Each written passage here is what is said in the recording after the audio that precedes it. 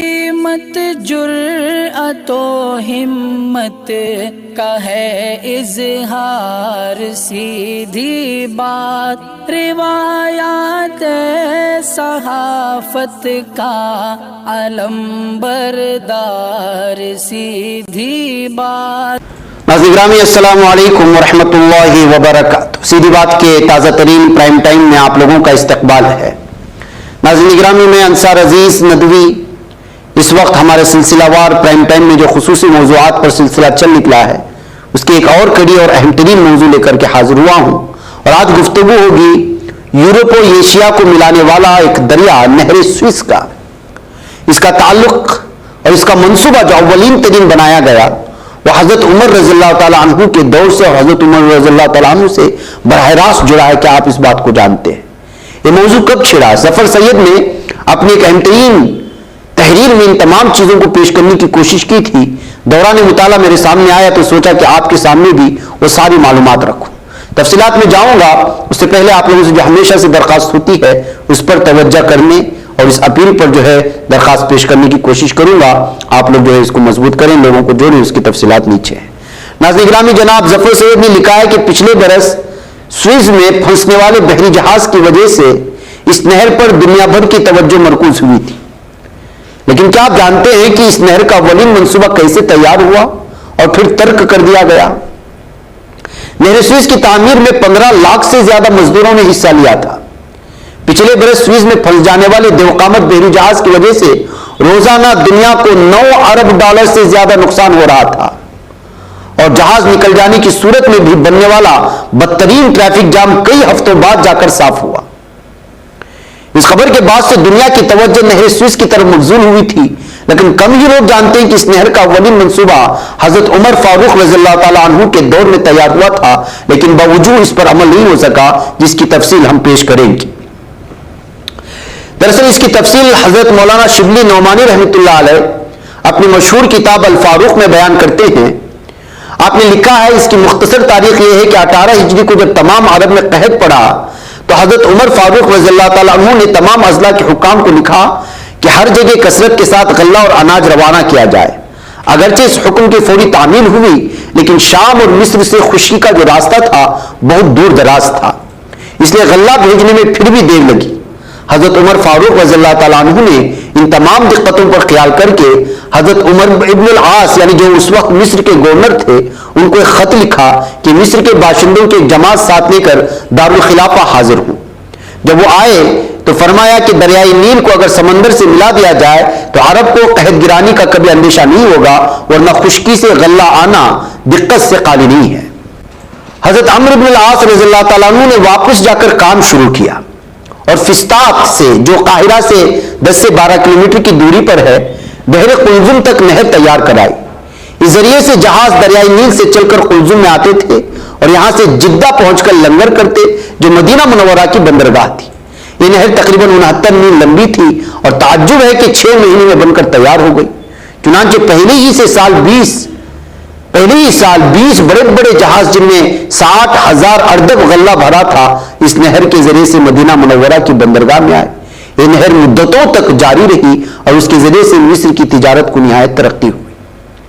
حضرت عمرو بن العاص رضی اللہ تعالیٰ عنہ کو تأمل تھا کہ ایک منصوبہ کامیاب نہیں ہو سکتا، لیکن جب انہوں نے دیکھا کہ حضرت عمر فاروق رضی اللہ تعالیٰ عنہ اس بارے میں بہت سنجیدہ ہیں تو انہوں نے نہر کھدوانے کی تیاری شروع کر دی۔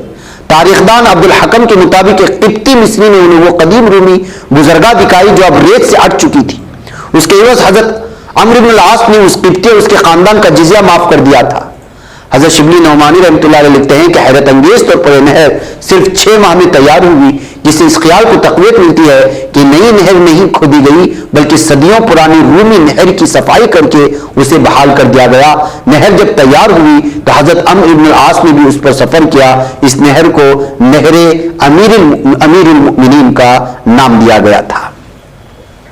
فاطمی دور کے تاریخ دان ابن طویل لکھتے ہیں کہ اس نہر میں چوڑے پیندے والی کشتیوں کو 5 دن لگتے ہیں، جبکہ اونٹوں پر یہی فاصلہ 7 یا 8 دن میں طے ہوتا ہے۔ دوسرا فائدہ یہ تھا کہ صرف ایک کشتی پر اونٹوں کی ایک چھوٹے قافلے جتنا سامان لادا جا سکتا تھا۔ اس زمانے میں مصر کو مشرق وسطیٰ کا کھلیان سمجھا جاتا تھا۔ اب اس کا براہ راست رابطہ مسلمانوں کے دارالخلافہ سے ہو گیا، جس کی وجہ سے یہاں قحط آنے کا خطرہ ختم ہو گیا تھا۔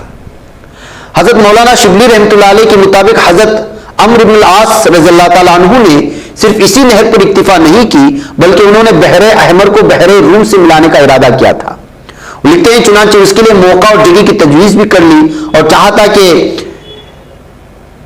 فرما کے پاس سے جہاں سے بحر روم اور بحر قلزم کا فاصلہ صرف 70 میل رہ جاتا ہے، نہر نکال کر دونوں دریاؤں کو ملا دیا جائے، لیکن جب حضرت عمر کو ان کے ارادے کی اطلاع ہوئی تو اجازت نہ دی اور لکھ بھیجا کہ اگر ایسا ہوا تو یونانی جہازوں میں آ کر حاجیوں کو نقصان پہنچائیں گے، یعنی یونان سے جو تعلق رکھتے ہیں۔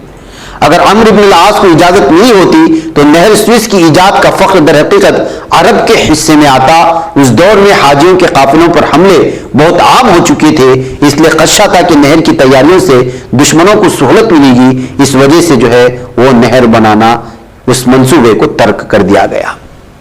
نہر سوئس پر تو کام شروع نہ ہو سکا، البتہ نہر امیر المؤمنین 114 سال تک چلتی رہی اور 754 میں عباسی خلیفہ کے خلاف مکہ اور مدینے میں بغاوت ہوئی اور خلیفہ منصور نے مکہ مدینہ کو خوراک کی فراہمی بند کرنے کے لیے اس نہر کو پاٹ دینے کا حکم جاری کیا، یعنی ختم کر دینے کا، اور 28ویں صدی میں یورپی تاریخ دان بیرن دیتوت نے اس نہر کے آثار ڈھونڈ نکالے اور کہا کہ معمولی مرمت سے نہر دوبارہ بحال کروائی جا سکتی ہے، تاہم 20ویں صدی میں بڑے پیمانے پر شہری اور زرعی ترقی سے اس نہر کے آثار مٹ گئے۔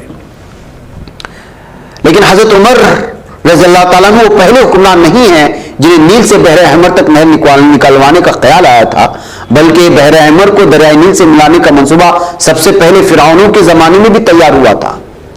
ایک روایت یہ ہے کہ 1890 قبل مسیح کے آس پاس حکومت کرنے والے فرعون سینو سرت ثانی نے اس نہر کی کھدائی شروع کروائی تھی تاکہ نیل سے بحر احمر تک کشتیوں کے ذریعے نقل و حمل کی جا سکے۔ تاریخ دان پلنی کے مطابق اس نہر کی لمبائی 60 میل تھی۔ نئی سیاسی تاریخ رسم کرنے، اپنی پہچان بنانے، فرقہ واریت ختم کرنے اور قومی اتحاد پیدا کرنے کے لیے ہماری پارٹی سے ہاتھ ملائیے اور ممبر بنیے۔ اسکرین پر دیے جا رہے نمبرز پر مس کال دیں۔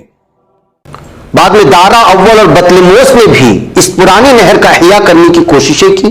یونانی تاریخ دان ہیروڈوٹس نے لکھا ہے کہ ایک اور مصری حکمران نخا وسانی نے بھی اسی قسم کی نہر کھدوانے کی کوشش کی، مگر 1,20,000 مزدوروں کی جانیں گنوانے کے بعد اسے منصوبہ ادھورا ہی چھوڑنا پڑا تھا۔ بعد میں ایرانی شہنشاہ دارا اول نے یہ منصوبہ مکمل کروایا، جس میں ہیراٹوڈس کے مطابق 2 کشتیاں ساتھ ساتھ چل سکتی تھی۔ اسی دارا کے کنڈہ کروا ایک خطبے پر لکھا ہے کہ شاہدارا، میں ایرانی ہوں، میں نے فارس سے نکل کر مصر فتح کیا، میں نے نیل کہلائے جانے والے دریائے سے نہر کھدوانے کا حکم دیا تاکہ اسے فارس سے شروع ہونے والے سمندر سے ملایا جا سکے۔ جب میرے حکم کے بموجب نہر کھود دی گئی تو جہاز فارس سے اس نہر کی مدد سے مصر جانے لگے، لیکن صحرائی علاقے میں اس نوعیت کے تعمیراتی منصوبوں کے ساتھ یہ مسئلہ ہوتا ہے کہ ہوا چلنے کے ساتھ ریت اڑ اڑ کر ان میں پڑی رہتی ہے، چنانچہ کچھ ہی عرصے بعد نہر کے آثار تک مٹ جاتے تھے۔ یہی وجہ ہے کہ اسلامی دور کے آتے آتے یہ نہر معدوم ہو چکی تھی۔ جدید نہر سوئس اور نہر امیر المؤمنین دونوں میں خاصا علاقہ مشترکہ بھی ہے جو بحیرۃ المرہ نامی ایک جھیل سے ہو کر کے گزرتا ہے۔ جدید نہر سوئس کا منصوبہ 19ویں صدی کے وسط میں فرانسیسی سفارتکار فرڈینڈ لیسپ نے تیار کیا تھا۔ یہ منصوبہ نہر امیر المؤمنین یا قدیم رومی یا مصری نہر سے مختلف تھا، کیونکہ اس میں بحر احمر کو دریائے نیل سے نہیں بلکہ براہ راست بحر روم سے ملانے کی تجویز تھی۔ دیلیسپ نے یہ منصوبہ اس زمانے کے مصری خدیو سعید پاشا کے سامنے پیش کیا، جنہوں نے اجازت دی اور نہر کھودنے کے لیے سوئس کینال کمپنی قائم کر دی گئی۔ برطانیہ چونکہ فرانس کا حریف تھا، اس لیے اس نے اس منصوبے پر ناک گھونٹ چڑھائی۔ ایک تو فرانس کو فائدہ پہنچتا نہیں دیکھ سکتے تھے، اور دوسرا اس وقت بحر ہند سے یورپ کی تجارت براستہ جنوبی افریقہ سے ہوتی تھی جس پر برطانیہ کا کنٹرول تھا۔ تاہم اس مخالفت کے باوجود 25 اپریل 1859 کو کام شروع ہو گیا اور 10 برس کے عرصے اور 15 لاکھ کے قریب مزدوروں کی مشقت کے بعد یہ عظیم منصوبہ مکمل ہوا۔ اس نہر میں ایورگیون کے اٹک جانے سے رپورٹوں کے مطابق روزانہ 9 ارب ڈالر کا نقصان ہو رہا تھا۔ اس کا مطلب یہ ہے کہ اس کا فائدہ 9 ارب ڈالر روزانہ ہے۔ اب سوچئے کہ پچھلے 153 سالوں میں اس نہر سے دنیا کو کتنا فائدہ پہنچا ہے، جس کی تاریخ ہم لوگوں کے سامنے اس وقت مختصراً سامنے آئی۔ ناظرین مجھے اجازت دیں، السلام علیکم ورحمۃ اللہ وبرکاتہ۔ بچ پاتا ہے کوئی صحافی کی نگاہوں سے ملاتا ہے یہ لوگوں کو محبت کی پناہوں سے کرم اور درد مندی کا ہے ایک سنسار سیدھی بات عظیمت جرأت و ہمت کا ہے اظہار سیدھی بات عظیمت جرأت و ہمت کا ہے اظہار سیدھی بات یہ چینل حق نگر بن کر کچل دیتا ہے فتنوں کو